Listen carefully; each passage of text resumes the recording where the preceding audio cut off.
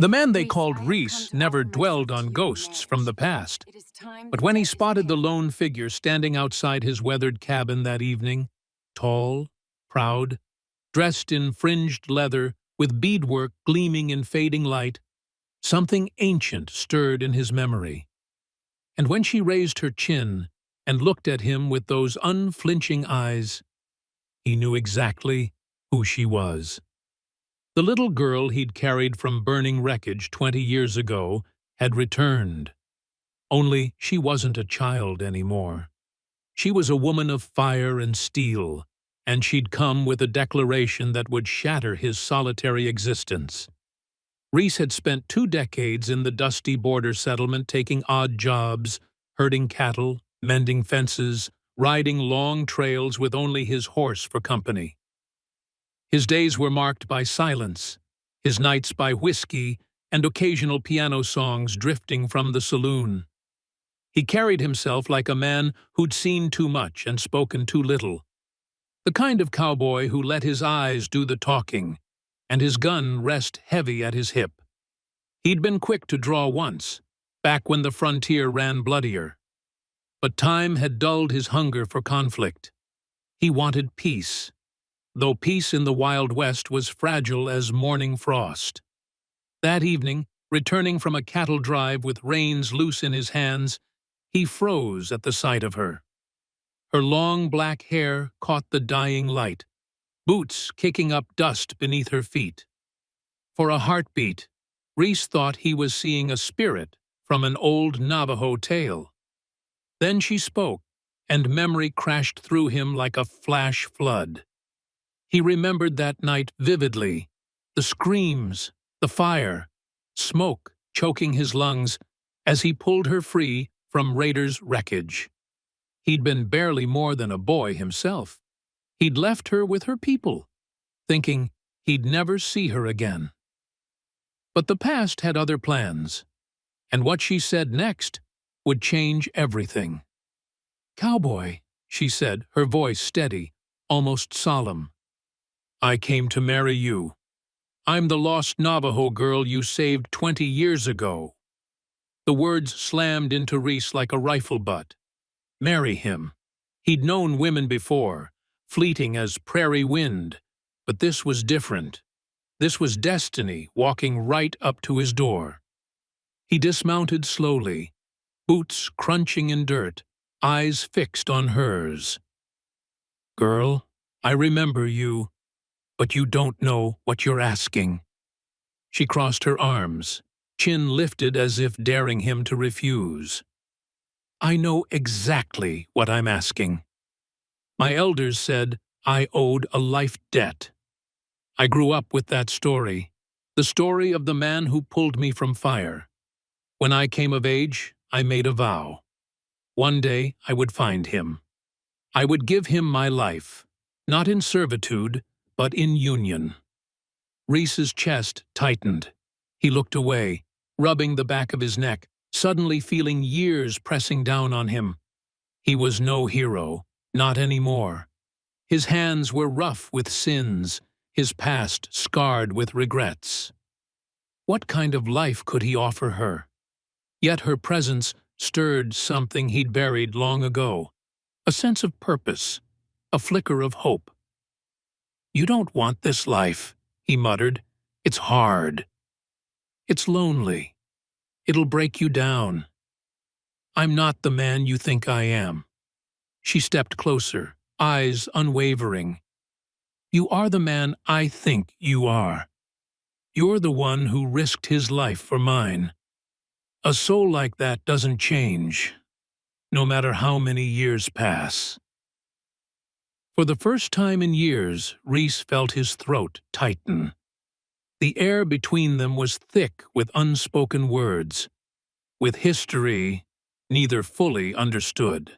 His horse snorted, pawing ground as if sensing tension. Reese looked at her again, really looked, and realized whatever brought her here wasn't fleeting. It was fate's hand, pushing them together against all odds.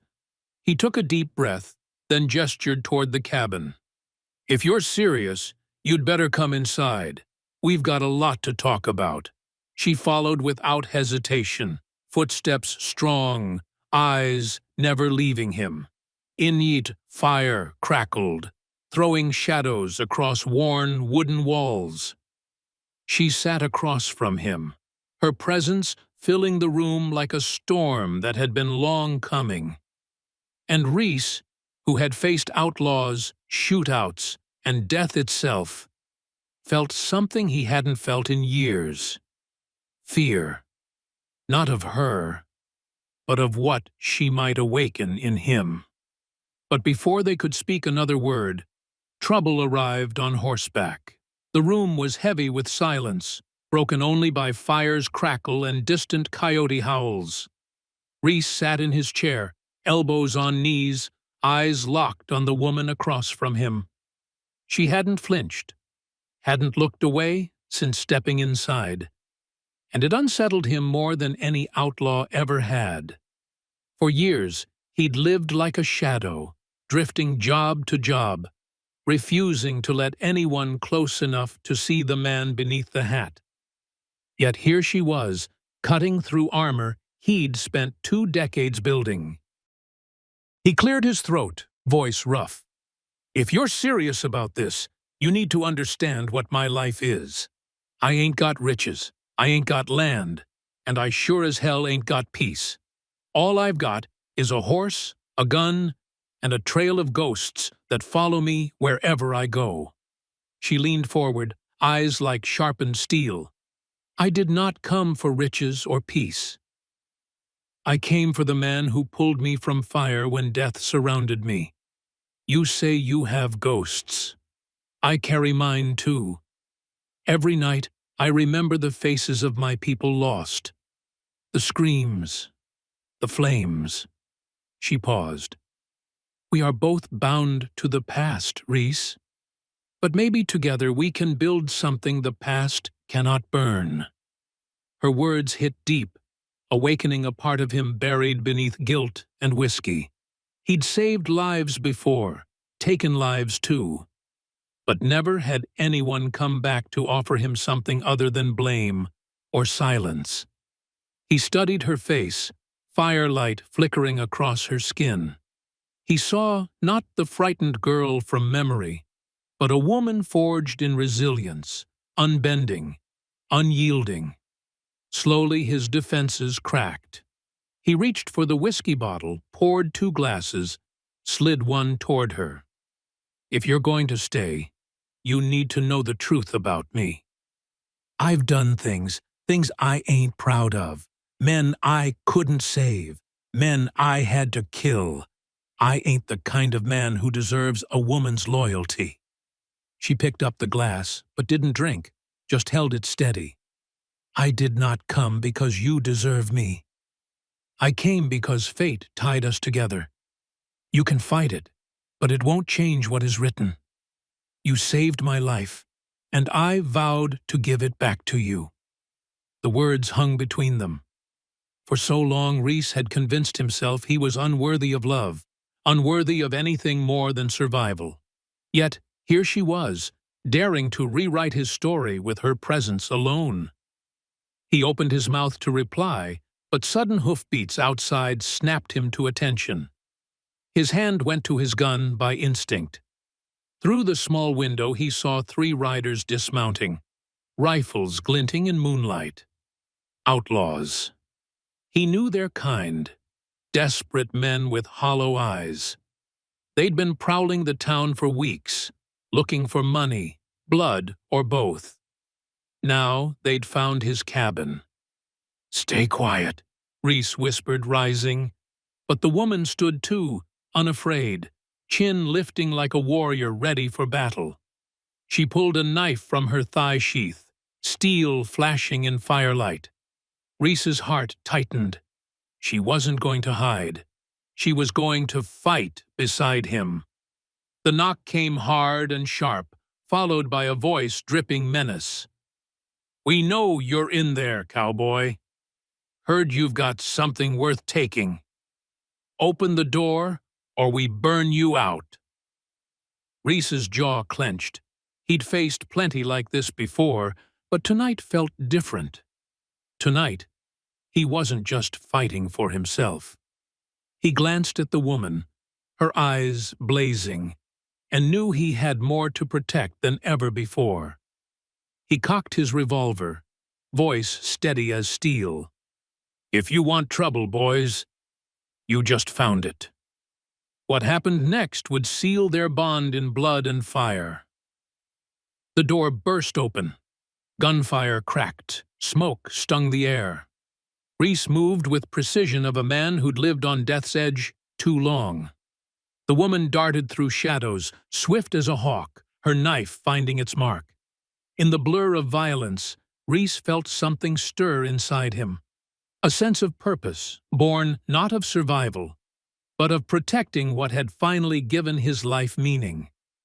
When dust settled, outlaws lay scattered, groaning or silent on the floor. Reese stood in the wreckage, chest heaving, revolver smoking.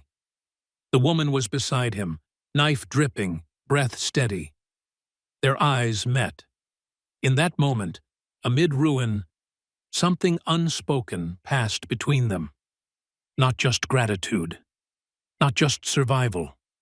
It was a bond sealed in blood and fire, stronger than any vow. Reese lowered his gun and stepped toward her, voice rough but certain. "You came here saying you wanted to marry me. I told you I wasn't the man you thought I was, but maybe I'm the man you make me want to be." She reached for his hand, fingers warm, steady, unyielding.